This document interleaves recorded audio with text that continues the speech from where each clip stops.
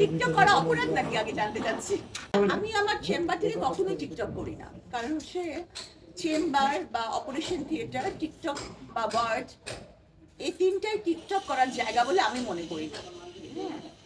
এখন আমি চেম্বারে বসে যদি কোনো স্বাস্থ্য বিষয়ক বক্তব্য দিই, সেটা নিয়ে যদি কেউ টিকটক বানায় আমি বলতে পারবো না, কিন্তু আমি মনে করি যে চেম্বার হোক বা এটা আমার মানে হসপিটালের ওয়ার্ড হোক অথবা অপারেশন থিয়েটার হোক, আইসিইউ হোক, সিসিইউ হোক, সেটা টিকটক বানানোর জায়গা না। টিকটক বানানোর জন্য বহু জায়গা আছে।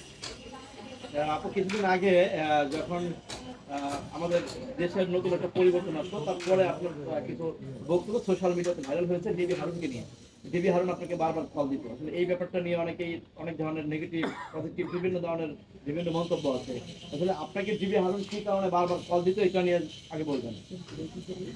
ডিবি হারুন কেন কল দিয়েছেন সেটা একমাত্র উনিই বলতে পারবেন, এটা তো আমার পক্ষে বলা সম্ভব না।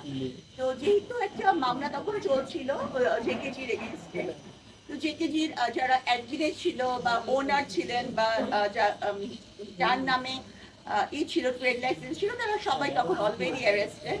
তো তখন হি কলড মি 2 or 3 times।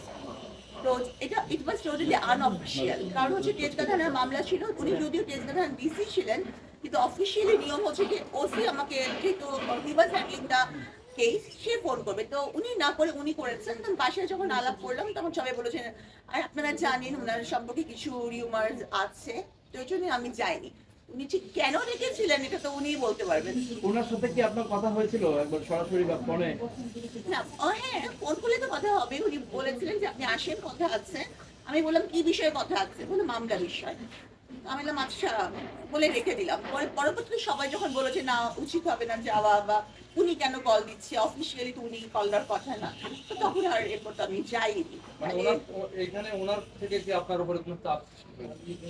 না, চাপ না, উনি আমাকে ফোন করেছিলেন কিন্তু আমি যাইনি। আমি দেখা করতে বলেছিলাম, আমি দেখাও করিনি, কারণ এটা তো ইট ওয়াজ টোটালি আনঅফিসিয়াল, মানে আমার এটা মনে হয়েছে। তো পরবর্তীতে যখন আমাকে ডিসি অফিসে অফিসিয়ালি ডাকা হলো তখন আমি গিয়েছি, কিন্তু উনি যখন আমাকে ব্যক্তিগতভাবে দেখেছে তখন আমি যাইনি।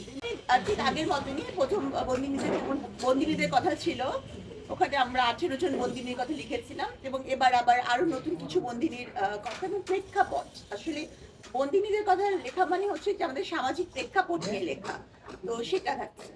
মানে সমাজের জন্য কতটুকু মেসেজ থাকবে বা তারুণ্যের জন্য কতটুকু মেসেজ? সমাজের জন্য তো মেসেজ থাকবে, কারণ একটা বন্দিনী বিভিন্ন বয়সের বন্দিনী, এবং তারা যে একটা তাদের ফ্যামিলি, তাদের ব্যাকগ্রাউন্ড, তাদের সোশ্যাল স্ট্যাটাস, এখানে সবাই আছে, তো সবার জন্যই মেসেজ এখানে আছে।